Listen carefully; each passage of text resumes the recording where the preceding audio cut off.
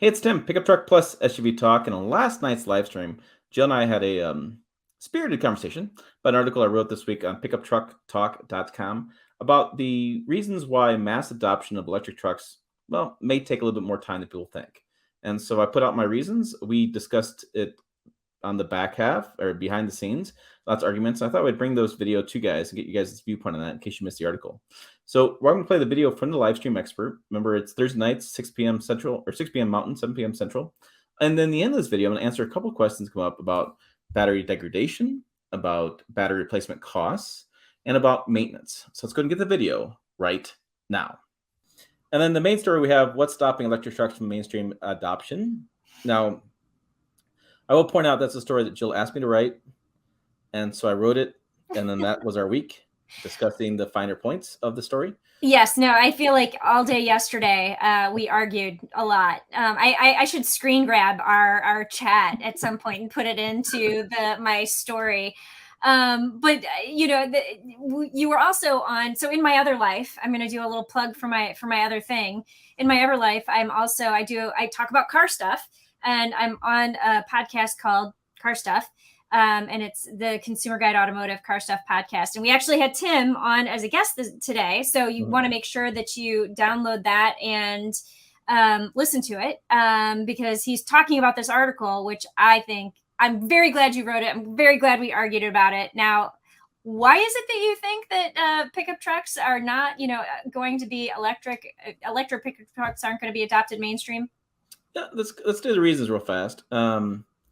And I'll click on that because I think it was interesting. So I think we're both right, and we're probably both a little wrong on things because, well, we come different backgrounds, different points of view, and I think it's one of the things that makes the channel so good is that we see things differently and allows us to talk about them from different viewpoints. We got a lot of interesting feedback on Twitter and Facebook and such. People either agreed or didn't agree. They had real reasons for why they disagreed, and there were things that I should have talked about. So one of the things that make sure I talk before I get too deep in this article is I didn't talk about politics on this because I feel like EVs have become very political and they've become a lightning rod for many people. And I just feel like at the end of the day, smart consumers will push aside the politics and they'll do more pen and paper, math. How much am I saving in gas? How much am I saving for it? I mean, I don't love the idea of EVs as much as everybody else loves. I realize I'm one of the few journalists in the world that isn't goo goo gaga over this stuff, and I realize I take a lot of credit from my colleagues over it. But I'm very practical when I look at stuff. So one of the reasons I kind of was thinking was real world range, and this is something I've been really focused on lately. Is I've been really watching a lot of YouTube videos on EV trucks, especially from new consumers, new buyers, because I'm trying to figure out this new customer. Because I'm gonna tell you right now, they do not sound like the average typical truck guy to me. I mean, it's confusing to me. They talk a lot about, like, there's one talk about the different apps and whether Tesla or Rivian had the better app. I had another guy talk about, he was talking about the 0-60 time in the Rivian, how much he loved it, it's fast. It's going to be fast. It's EV only. But then he, started making the point where he was talking about the screen, all the cool stuff on the screen. So we had fast, we had the big infotainment screen, and then the only thing he said was something about the frunk, how he stopped putting stuff in the frunk because he kept doing a 0-60 test, kept having stuff in the frunk. So he liked the mid-tunnel, gear tunnel thing better. I mean, but not once did he talk about the bed, not once did he talk about towing, not once did he talk about anything besides those things. And what I found a lot of those consumers I've been watching is they traded in their Model 3s or Model S's, or they traded in the Tesla Model Y. And so in my view, we're getting a much different consumer than we have in the past. And so I think that's a little bit different. I think they look at things a little bit differently too. So real world range, it's interesting. If I were to tell you that the Tundra gets 22 miles per gallon and has 560 miles of range, I think most truck guys would go, oh, come on. I mean, what do you get in the average? What do you get in the snow? What do you get in uphill? What do you get downhill? What do you really get? What do you really get, right? I mean, and the thing is, like I tell people, like, don't look at the range on the vehicle because all it's doing is mile per gallon divided by gas tank size. I mean, it's ridiculous. But now with EVs, we've all of a sudden made it accurate. So if the Ford Lightning gets 300 miles of range, well, gosh darn it, that's 300 miles of range. And what we're seeing on the highway, especially, they're seeing a considerable drop. So like TFL has their Lightning, and I've been watching a lot of stuff as well. They bought the Lightning, drove back from Dearborn. They got 270 miles of range. And so they got less range than was stated because that's how range works. Well, It's and EPA estimate. whenever EPA is testing vehicles, and I'm assuming they're doing the same thing for electric vehicles, they're basically testing in a vacuum. They're going at a constant speed, which is usually 55 miles an hour. And I don't know anybody who actually drives 55 miles an hour on a highway, especially because, like, going down to Indianapolis, the speed limit is 70. Yeah. I'm not going to drive 55 miles an hour. Well, Wayne Curtis, I know one person Yes. who is probably going to drive 45 miles an hour. Because, by the way, I've been in the car with him when he's been pulled over going 45 miles an hour in a 75 mile an hour zone. But people are not going to go 55 miles an hour. You know, they're going to go 70, they're going to go 80. And, you know, they're going a lot faster than what the EPA tests at. I would like to see the EPA do these tests at actual, like, highway speeds, frankly. And then I think things would start getting more accurate. Yep. But, you know, and once you start getting into mountains and elevation, and, you know, that completely wrecks your range. When I drove the Hyundai Ioniq, we were driving basically up into the mountains for the first half of our trip, and I drove 45 miles and used 90 miles of range. You want to talk about range anxiety? Like, it cut it in half. And I feel like we're going to have a lot of surprised consumers when they realize that 300 miles is an estimated range. It's not real. Yeah, I don't understand where that. But if you read these comments and stuff, it's become real. It's the de facto number. Another talk about is towing range, and it's building on real world driving. And there's always going to be some ongoing discussion about who actually tows, who actually doesn't tow. But regardless of that, towing range is dramatically dropped as well. So there are some people who've driven some Rivian, they've dropped half the miles per gallon or mile range. Other people like TFL went like 90, I thought 100 miles. People were telling me it's 89 miles of range out of their 320 mile truck. Well, when they towed, they lost quite a range. Like he drove 89 miles, because I did watch that video. He drove 89 miles and had more that he could have gone, but he started to feel anxious. And so that's why he stopped to charge. Like, he could have gone further, but he was like, yeah, I'm gonna charge now. Yeah. So, I mean, and I think I said that correctly before range anxiety set in. Mm-hmm. So, I mean, you know, he got about 100. So, and that to me is a real concern, because, like, when you go camping, you typically go to remote locations that you want to spend the weekend with, and those remote locations aren't really close by in most cases. And so, and then you also have the problem that charging stations aren't set up for pull-through charging, which that's a big problem for me. You'd have to unhook your camper, drive over, charge your vehicle, drive back, hook your camper up again. And you can get fast hooking up your camper, but you don't want to. You want to make sure you're making no mistakes. And so I think there's some concern there. Now, is that a fixable problem with the pull-through chargers? Yes. That's something that, as you pointed out, EV America can fix. There's things we can fix. There's going to be no problems there. But I do think towing is a concern. And like I said, I've been watching these new consumers buy vehicles, and they have not talked about towing that much at all. And so it's going to be interesting to see what happens with that. Cost to charge. Now, this is something that I was having lunch with my uncle, and he was shocked to learn that charging isn't free. What? Yeah, and he's just he thought he'd just pull up anywhere and just charge his car for free. And so Jill is currently working on an extended version of the story. She's looking at maintenance costs, charging at home costs, charging road trip costs. She went down a rabbit hole today. I totally went down a rabbit hole. I love the rabbit hole. So sometimes those produce the best stories. Yeah, it's going to be interesting. I can't wait to read it, because in TFL's case, they basically saved $100 or so by driving EV versus a gas truck, but they ran up about 5 hours more of a charging according to their spreadsheet. And what I said was, how many times did they stop and grab a pop or grab something to snack on while they're waiting for the thing to charge? And I appreciate that there are people in the comments saying that you can get 10 to 80% charge in 15, 20 minutes, or whatever the case may be. And that's fine in an ideal world. But when you're road tripping, I want to have full power, because I don't want to stop as often. And so I think there's some interesting discussions happening with that. So, I mean, the one thing I do want to point out is actually most EV, and I know there are some EV guys in here probably, but from what I understand, most electric car companies say you should actually not charge above 80%.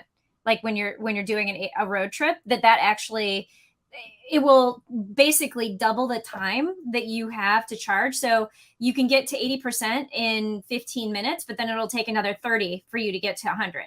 So they're like, it doesn't make sense for you if you can have enough range to get to the next station, you're going to be saving a lot of time and a lot of energy just by going up to 80% and then moving on to the next one.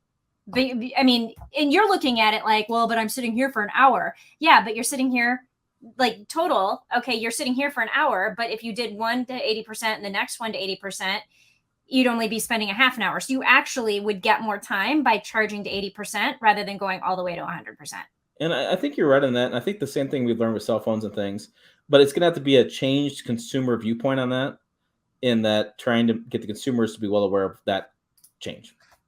So I think it's going to be a long time until the consumers hop onto that bandwagon. So we're talking more about that premium price electric trucks. It's something that, if you haven't shopped for one, go shop for one. Go on to Ford.com and shop. Go to Rivian and shop for one. They're expensive. That's I want to say they're inexpensive. They're very expensive to buy. We're going to do some more stuff on cost of ownership, do some more stuff on that kind of stuff, but they're pretty expensive. And when you look at, like, I picked on Ford here because, well, didn't really pick on them because they're the only option really right, to do comparisons.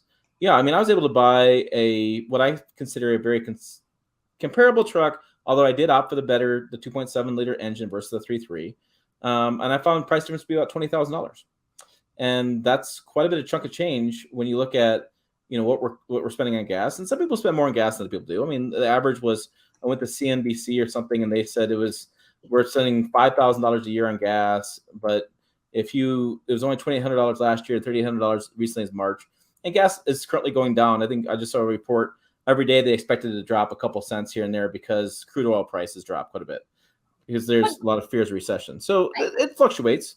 I also want to point out, though, because like part of the analysis that I'm going to do is I'm looking at the base XLT to the base XLT. So, the base 3.3 liter engine with the, to the standard range battery. And that cost difference is really only $5,000. So if people are spending $5,000 a year in gas, if you bought that specific Ford Lightning, you would make your money back in a year. Yeah, if you were able to get one and got the lottery ticket. I know, everything is in a perfect world, blah, blah, blah, whatever. But I'm just saying, like, you completely exaggerated your point here.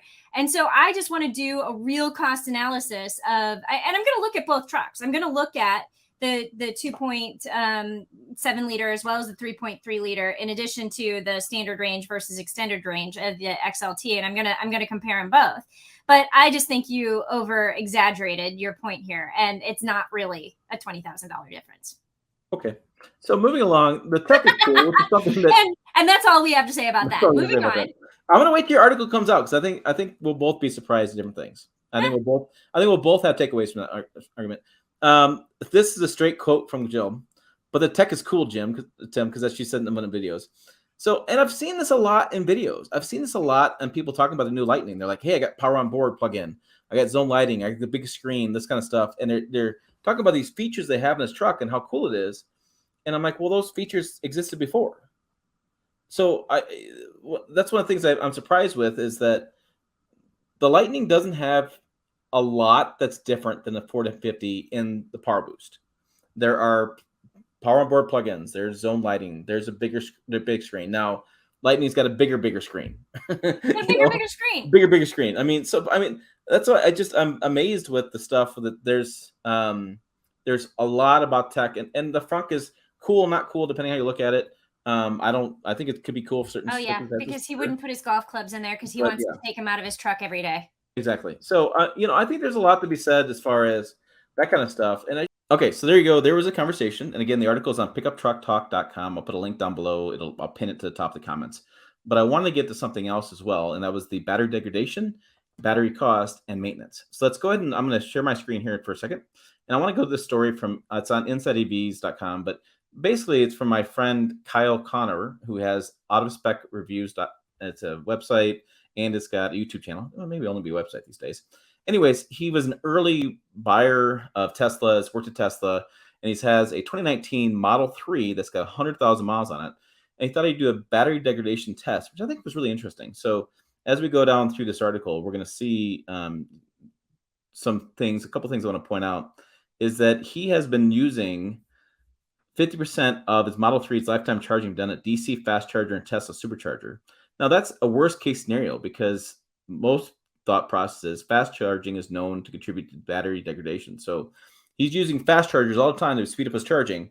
And what we're seeing from the data we're getting back from different manufacturers is that's really bad for long-term wear and tear in the battery.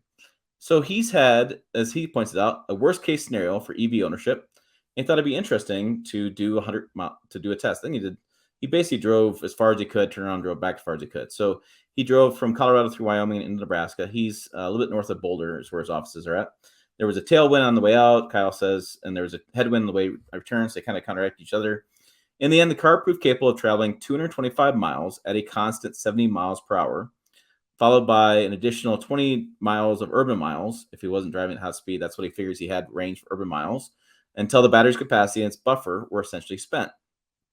So what does that mean? I got to figure this out. So his all proved that the pack delivered just over 67 kilowatt hours, which is, I hate the way we talk about EVs with this kilowatt hour stuff. I get it. It's geeky, it's nerdy, it's cool, but it's a whole new terminology that we have to learn as car consumers and as journalists. When the car was new, it had about 75 kilowatt hours of battery capacity. So it's lost some over the course of ownership. The total loss at over 100,000 miles is around 10 to 11%. So from my viewpoint, when I look at the story, he could have gone a max of 245 miles. If he had brand new vehicle, he might have gone 20 miles more, right? 10%. So, or 24 miles more. So he'd have been in that range of 260, 270. Okay. So I don't know. He didn't lose that much over the period of time.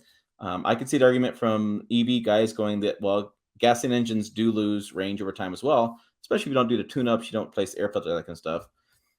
I can see the ongoing argument, but there you go. Basically it's 10%, and I think that's been consistent with what I've read elsewhere, that you're going to lose that much range. But then as we talked about in the video, real world range as well. So if, like I said, if TFL's Lightning had 320 miles, actually got 270 on the open road on the road tripping, you take that 10% off, it actually would get 250 miles on a road trip. So it's just going to happen over time. Another question always comes up, EV battery costs. And so this is a really hard question to answer because unlike other things, the raw material pricing of EV batteries is going up dramatically right now because of demand. And so Recurrent Auto did a story a couple months ago, and they basically said that this was published June 7th, the story's a couple months ago. It cost as much as $2,500 to replace a small one, upwards of $20,000 to replace GMC Hummer, right, big one, and some of that range. So they say the good news, will probably see the cost decline in the next few years. It's always been the case with consumer electronics and been the case with other things and battery operated things, is that over the course of years, not ownership, over the course of years, you'll see performance double and costs come in half. I don't even see that with EV batteries. I think we're going to see some spiking because here we go. EV battery costs at the spike as raw material shortage drags on. So we're trying to mine more lithium, which is pretty bad for the environment. We're trying to get more cobalt. We're trying to build better smart batteries. We're looking at solid state batteries, looking at solutions because the current batteries that we use are really dependent on raw materials. And because of that, with the increase in demand globally for EVs set by different governments and set by different people and all the kind of stuff going on with that, all the garbage of politics that gets involved in this stuff, looking at, you're going to have additional costs on the EV. And I don't mean to be negative towards politics, but just everything becomes political these days. And I'm just sick of it. Just like, this is a car, the street is a car, we're going to drive the car, truck, or whatever we're going to drive. So you're going to see, I think you're going to see battery costs are going to get more expensive in the interim as demand outstrips supply. And then eventually when we have more supply, once the supply market keeps up, and this is just a commodity-based market, as that builds back up, you're going to see more of those costs kind of normalize a little bit. I think what you'll see, the arguments from people saying that frankly, an ICE engine can cost upwards of $10,000 to replace, especially the new ones. The new turbocharged with the small displacements, you can't even work on them. You have all this direct injection and port injection, all this kind of stuff going on in these engines that they cost more expensive to replace. I can tell you, I'm buying a 350 V8 for my 62 C10, and that's $3,500. And that's nothing fancy with it. I don't think it's got direct injection either. Nothing really fancy with it. With that and the labor, I'm probably $6,000 with new engine for an older truck. So I think 10,000 is pretty consistent with changing an engine. And you're looking at $10,000 for a lot of vehicles or more for EV replacement.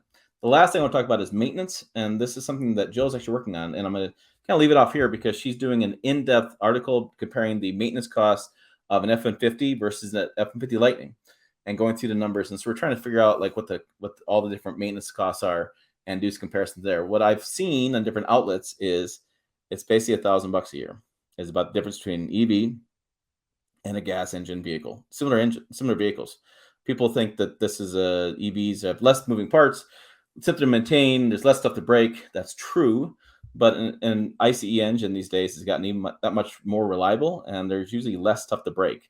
Although it is expensive, like I said, but if a turbo goes bad, it's $2,000-3,000 replaced. So there's some expense there, and oil changes and multi-point inspections are $50 a year. So not the big of a deal. That's what I want to share with you guys today on the information electric trucks. I'm curious, guys' comments. Put them down below. I'm just curious what we're all thinking about these days. Electric trucks. It's definitely a hot topic. Make sure you check us out on the live stream Thursday night at 7 p.m. Central, 6 p.m. Mountain. It was a good time. We answer your questions. We talk to you guys. You can talk to us. It's a good time. You should check it out. Make sure you check it out again on pickuptrucktalk.com. You see the social media down over there as well. As always, thanks for watching. I'll see you down the road.